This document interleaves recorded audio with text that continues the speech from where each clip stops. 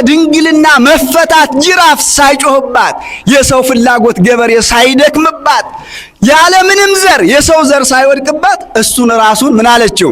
አስገኘችው ማለት ነው።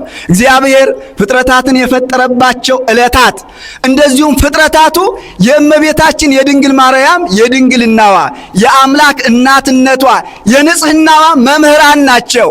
ከበደለው ከሰው ባህሪ የተገኘችና ሳለ ሳትበድል የተገኘች እንደሆነች ምሳሌዎች ነው የሚያስተምሩ ናቸው። ለምሳሌ አዳምን ውሰዱ። አዳም የተፈጠረው ከምንድን ነበር? እስኪ ተናገሩ። አዳም የተፈጠረው ከምንድን ነው? ከመሬት አይደለም? ከአፈር። አዳም ማለትም ማለት ነው ያማረ ማለት ነው፣ መልከ መልካም ማለት ነው። ሊቃውንት አባቶቻችን ሲተረጉ ምን ይላሉ?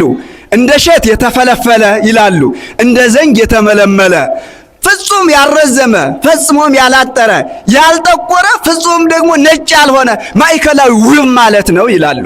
እንደዚህ ያለ ውብ አዳም ከምንድን ነው የተፈጠረው? ከምንድን ነው የተፈጠረው? እሺ ጥጥ ደግሞ ውሰዱ። ጥጥ ነጭ ነው ጥቁር ነው? ነጭ ነው አይደለ?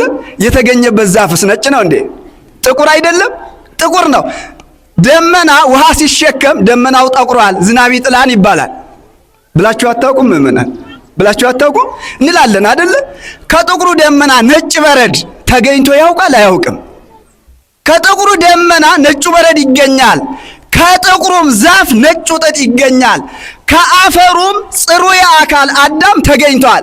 እመቤታችን ድንግል ማርያምም በኃጢአት ከጠቆረው ከሰው ልጅ ባህሪ ከበደለው ባህሪ ስትገኝ እንደ በረድ ንጽሕት ሆና ነው የተገኘችው ማለት ነው። ይህንን ይዞ ነው አባቷ ጠቢቡ ሰሎሞን በመኃልዩ አልብኪ ነውር በላዕሌኪ አልብኪ ነውር ወኢምንትኒ ላዕሌኪ፣ ልጄ ሆይ በላይሽ ላይ ምንም ምን ነውር ነቀፋ የለብሽም አለ። ምን አላልኳችሁ? ምንም ምን በሉ ነውር ነቀፋ የለብሽም። ሊቁ ቅዱስ ቴዎዶጦስ ይህንን ያስረዳል። ወይ ረኩሰት በምንትኒ እምዘፈጠራ ድንግል በሕሊናሃ ወድንግል በሥጋሃ፣ ከፈጠራት ጀምሮ አለ በምንም በምን ነገር አላደፈችም። እስኪ አላደፈችም በሉ። ምን አላለችም? በእውነት አላደፈችም አለ። የተገኘችው ግን ከማን ነው? ከአዳም። አዳም ባህሪው በኃጢአት ጠውልጎ ነበር፣ ጠቁሮ ነበር። ከጠቆረው ከአዳም ባህሪ ስትገኝ እመቤታችን ድንግል ማርያም ግን በምንም በምን ምን አላለችም? ምን አላለችም? አባቶቻችን ሊቃውንት ቅድም ሲነግሩን ነበር። ሊቁ ቅዱስ ያሬድ ይህንን ያስረዳል።